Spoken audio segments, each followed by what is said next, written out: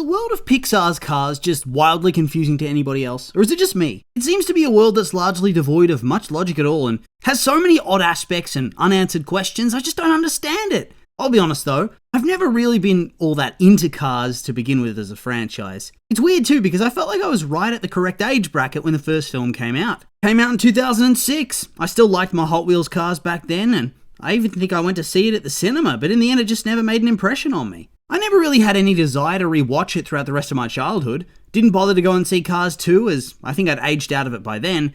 And I did see Cars 3 because I was feeling nostalgic when it came out and, well, I don't think I could tell you a single plot point of what happens. I think there's a yellow car in there somewhere. Do they go on a moonshine run as well? It's all just flashes, but I couldn't give you any substantial insights into the film, other than the fact that I'm pretty sure there's a race at some point. Obviously, the franchise was somewhat popular, at least in terms of toy sales, which is why I suspect they kept making these films even when they weren't doing the best at the box office or with critics and audiences. Which they weren't when you look at the data. I mean, the first film grossed $462 million off of $120 million. Not bad by any means, but still the lowest grossing film Pixar released in the 2000s decade, and it wasn't close. Everything else was at least getting $500 million at the box office. Plus, it was the first time a Pixar film felt like it got more of a meh response by the audience. It wasn't a bad movie by any means, just not on the level of what had come before and what came after. In fact, when I gave it a rewatch in the last couple of years, I actually rather liked it as a whole. Like I said, it's not the best thing they've ever made, but it's not the film that I thought it was by any means. Cars 2 came next, and this is a movie that is truly terrible in almost every conceivable way. For some reason, Pixar thought that making a spin-off about the comedy side character Mater was a good idea. Spoiler alert, it wasn't. Not only that, but they made it a weird spy thriller instead of the heartfelt comedic racing adventure like the first movie. Don't get me wrong, it wasn't a flop or anything, grossing $559 million off of $200 million. Although I feel like they'd expect a bit more, wouldn't they? Also, what's up with that absurdly high budget? Yeah, maybe 200 mil's the standard these days, but back in 2011, 200 million was nothing to sniff at. So yeah, not a flop, but it was critically panned and audiences crapped on it too.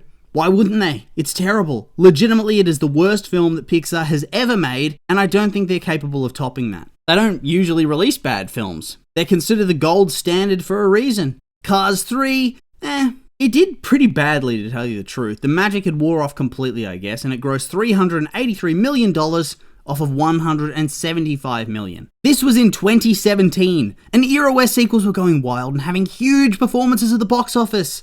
My god, what were the merch sales like for this franchise? With such diminishing returns, they must have been staggering to keep going back to the well like that. Regardless though, now I actually want to dive a little bit deeper into the world, because of all of Pixar's works, this has got to be the one that abandons any attempt of logic at all more than anything else. Every other film that has wacky plot points at least tries to establish some sort of internal logic to the world. Here, they never bother. Why would they? It was clearly meant to be a cash grab toy film franchise. But regardless, I really want to put it under the microscope, as I often do on this channel, because it's rather amusing to me. Before we go any further, as per usual, I'll give a disclaimer that this is a more tongue-in-cheek style video. I get it. It's a movie about cars. Don't think too deeply about it. Well, too bad, because that's what we do here on this channel. If a film that I consider to be one of the greatest animated films of all time in Zootopia is not spared from me needlessly overanalyzing things, then neither will a decent movie with a bad sequel and a forgotten threequel. Okay, so I guess we'd better set the scene, right? The world of Cars. So the first Cars film documents the life of star racer Lightning McQueen in the world of anthropomorphic cars.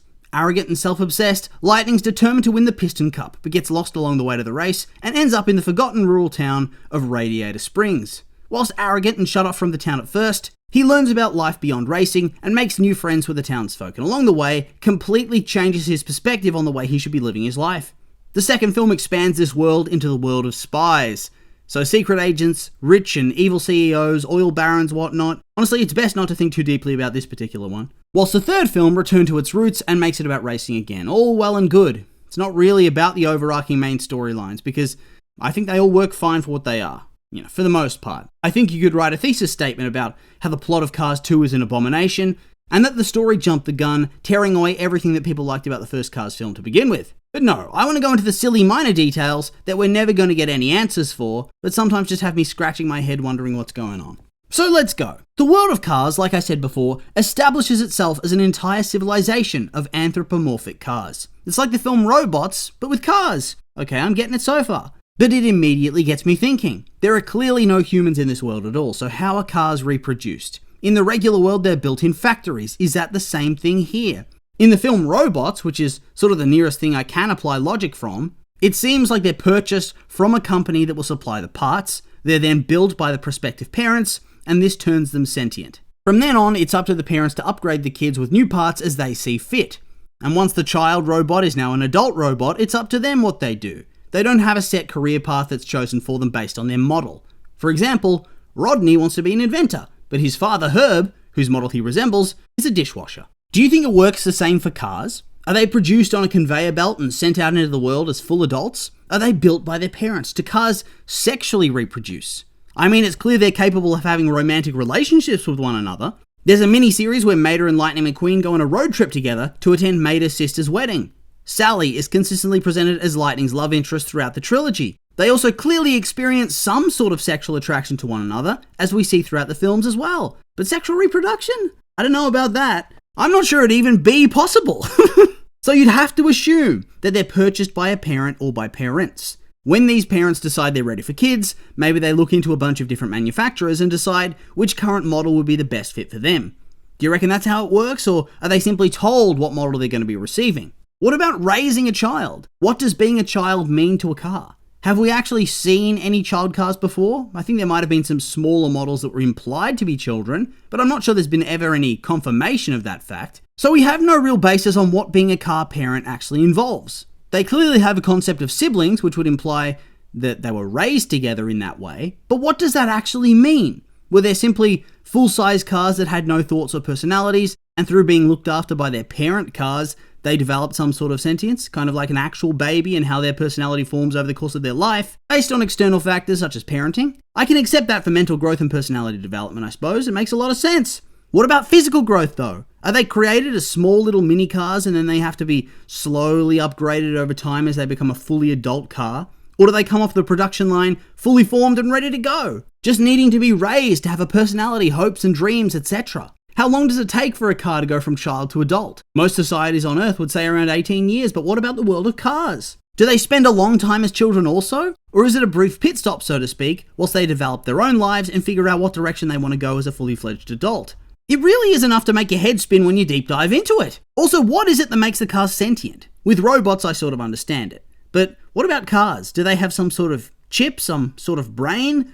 Why is it that Bessie the road paving machine in Radiator Springs is clearly a vehicle of some kind, but is not alive in the same way as the others? We see in the film, in sequels and spin-offs, that other types of vehicles beyond cars and trucks are alive. I'm talking tractors and planes and even boats. There could even be more, I don't know. So why isn't Bessie alive? Even as some sort of animal-type machine? Is she perhaps a corpse that they keep running, but whose brain chip is long since expired? That'd be pretty bleak though, so maybe not. What about aging? We clearly see throughout the Cars franchise that some cars are physically and mentally older than others. Doc Hudson is presented as an elderly person. Dude was a star racer in the 50s, and I see no reason not to assume that the first film is set around the time of its actual release, the mid-2000s. So he is an old car, but he's still capable of whooping some serious ass on the track, as Lightning finds out. The King in the first film is growing older and is ready to retire because he's struggling to stay at the level you need to be with all these new cars coming in with better technology. His racing smarts and flawless technique can no longer outpace guys like Lightning. Same thing starts to happen to Lightning McQueen during the third film, where he has a Hudson Hornet-style crash and realizes that he's slowing down compared to the next generation, who is starting to dominate the circuit. On top of that, by the time of the third movie, Doc is straight up acknowledged to be dead. And I would assume that he's died of natural causes, so how do they age and why? Why in this world would they not be able to just pursue functional immortality by upgrading themselves again and again and again? Why would a car need to retire ever? We see McQueen get rebuilt in a factory after a nasty crash. So what's going on here? Is it like I said, do they have some sort of personality chip that can't be replaced and when that burns out, it's it for them? Their number's up, their time has come? Is that what happened to Doc? Or is there only a certain amount of things you can repair or replace before it can't be fixed? There are plenty of super old cars running in real life, so if you get the parts in time, are characters in this universe pretty much immortal? How does it all work? Okay, so now I want to go back to talking about car reproduction.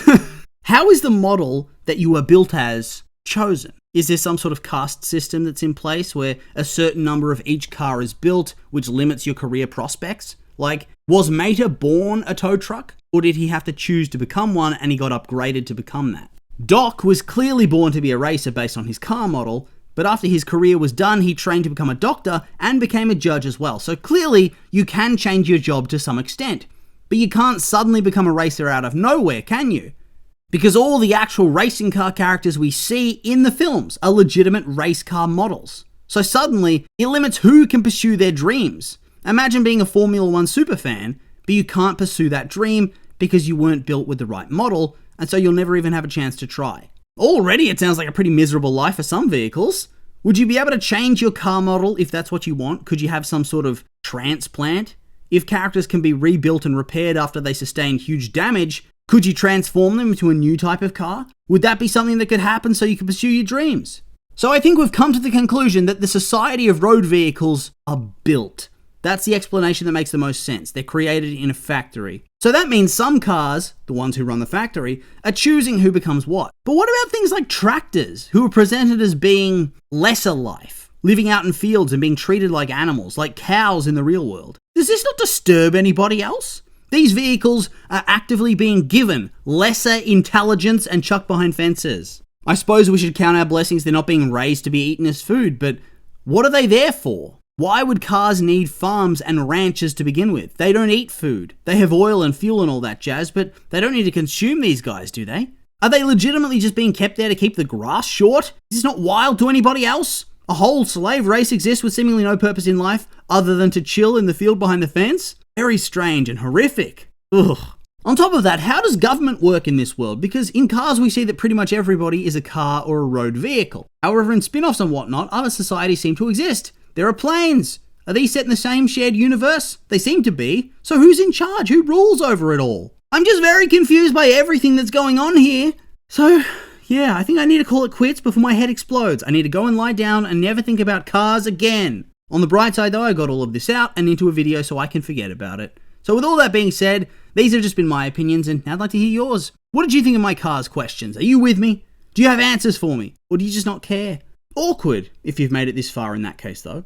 I'm curious for your thoughts, so make sure to like, comment and subscribe and let me know.